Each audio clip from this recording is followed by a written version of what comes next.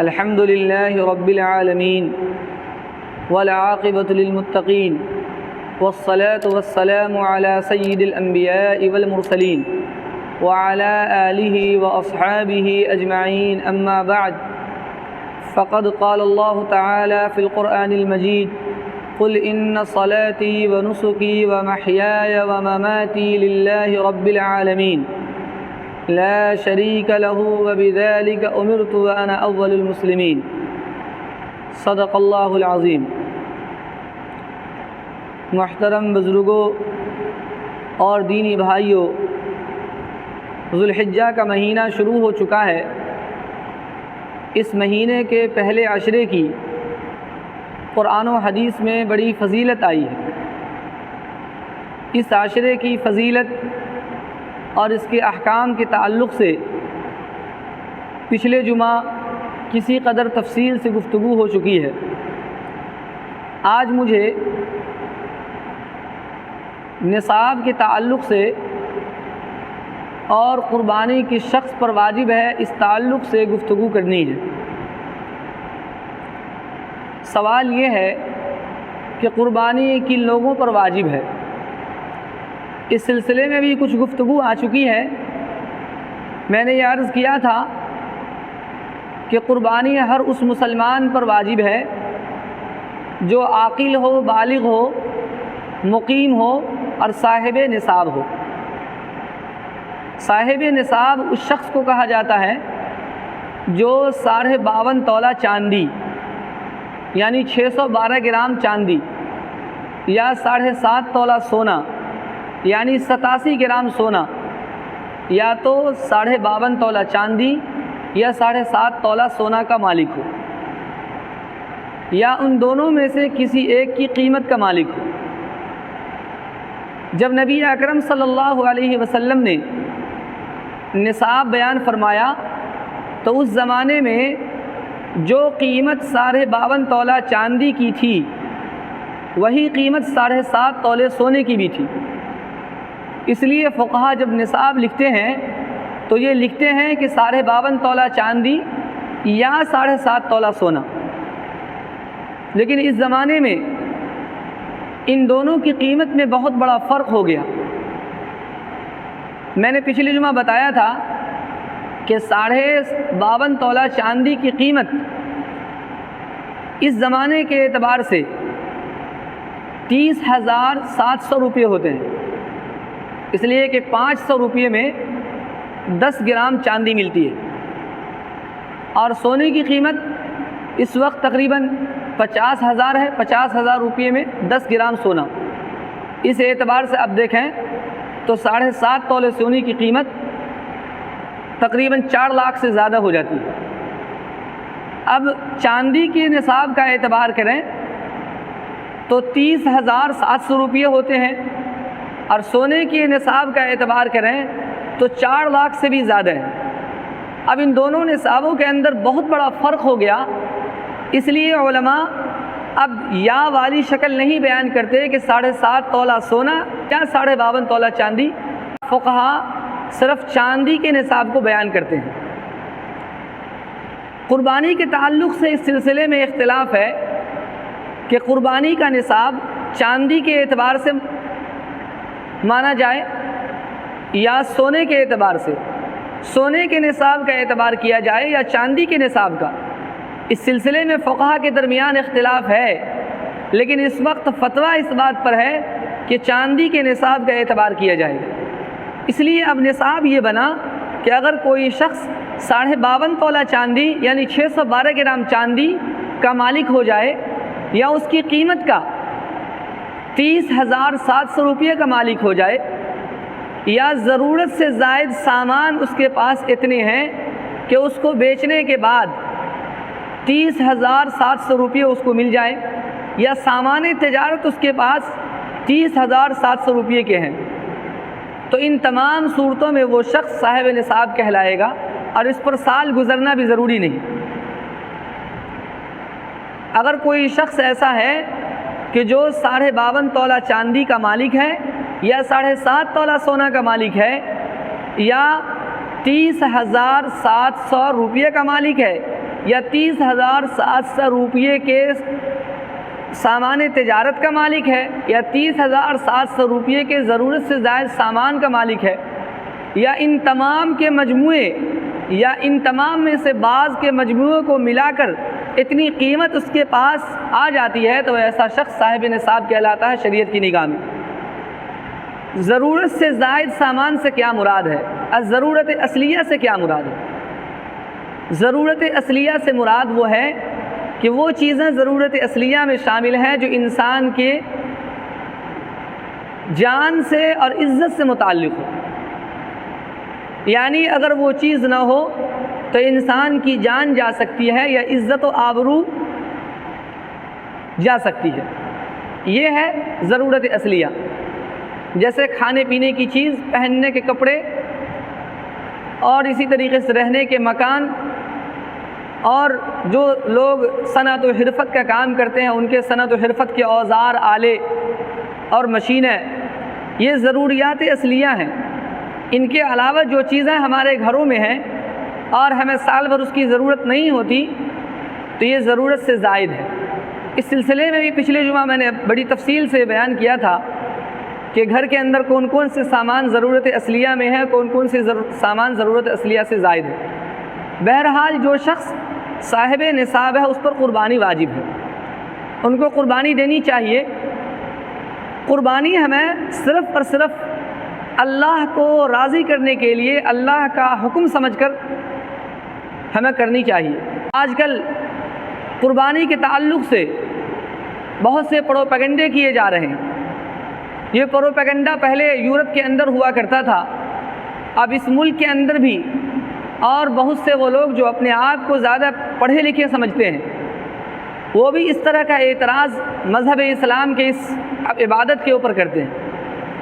اعتراض یہ کرتے ہیں اور مشورہ یہ دیتے ہیں کہ قربانی کے اندر مسلمان بے تحاشا مال خرچ کرتے ہیں، جانوروں کو ذبح کرتے ہیں، اور اس ذبح کے ذریعے سے بہت سی رقم، بہت سے پیسے لوگوں کے ہاتھ سے نکل جاتے ہیں۔ اگر یہی رقم جو قربانی کے اوپر لوگ خرچ کرتے ہیں غریبوں کو دے دیں، ہسپتال بنا دیں، یا کوئی اور رفاہ عامہ کے کام میں لگا دیا جائے تو اس سے مسلمانوں کا زیادہ فائدہ ہوگا اور غربت ملک سے ختم ہو جائے گی۔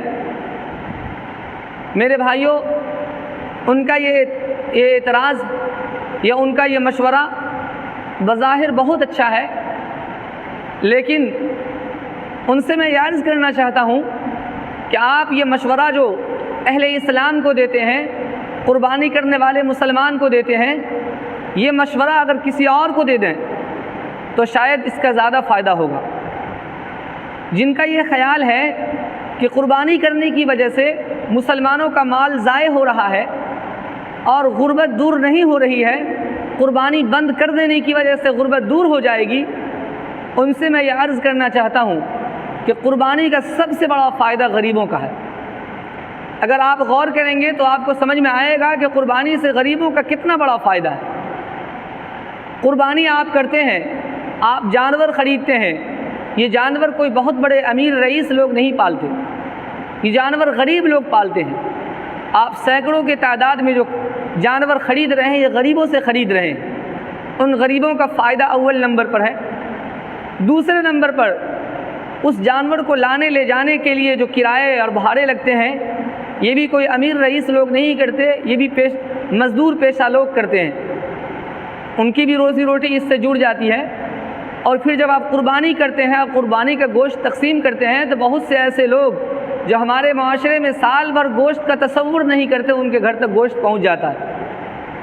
اور یہیں یہ سلسلہ ختم نہیں ہوتا، ہماری یہ کھال جب فیکٹریوں کے اندر پہنچتی ہے تو کوئی امیر رئیس آدمی ان کھالوں کو اٹھا کر نہیں لے جاتے، یہی مزدور، یہی گاڑی چلانے والے مزدور پیشہ لوگ ہیں جو اسے اٹھاتے ہیں اور اس کی قیمت پاتے ہیں، اور پھر یہ فیکٹری میں جاتی ہے، اور پھر فیکٹری کے اندر کتنے مزدور پیشہ لوگ ہیں جو مزدوری کر رہے ہیں، ان کی روزی روٹی جڑی ہوئی۔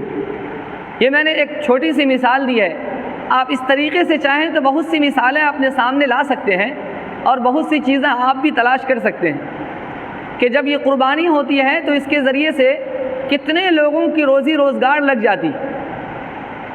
تو سب سے بڑا فائدہ تو غریبوں کا ہے اس قربانی کے ذریعے سے۔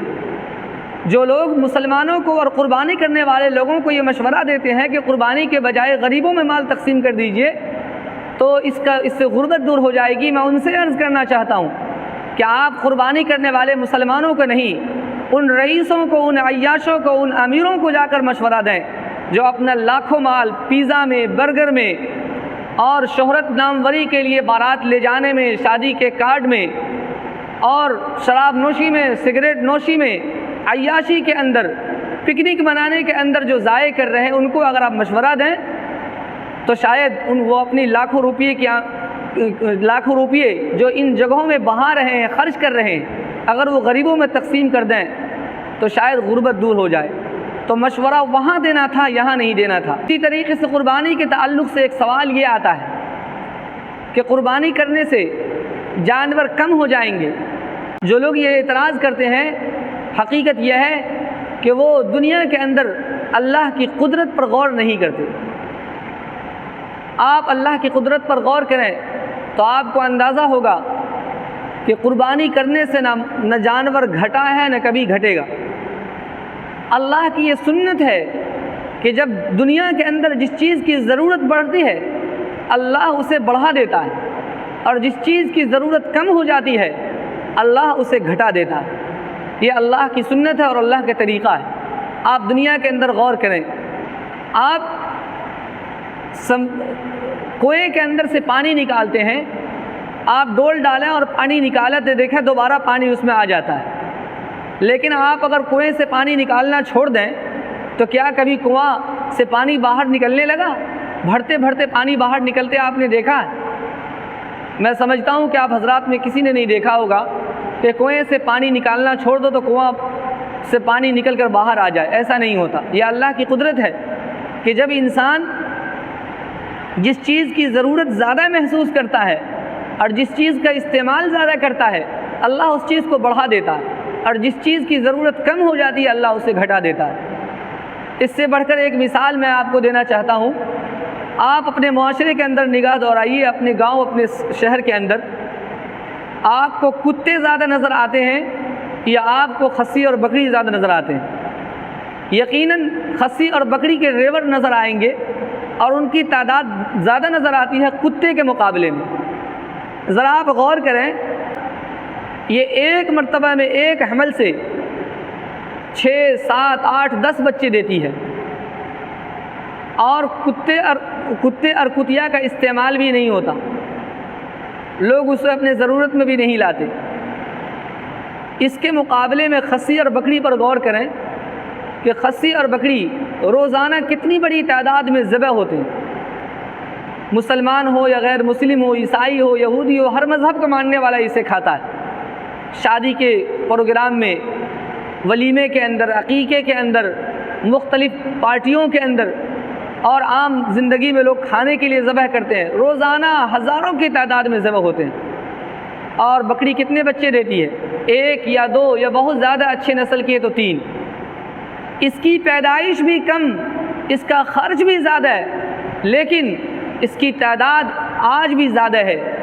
اور کتیا کی پیدائش بھی زیادہ ہے، اس کا خرچ بھی نہیں، لیکن پھر بھی اس کی تعداد کم ہے۔ وجہ کیا ہے؟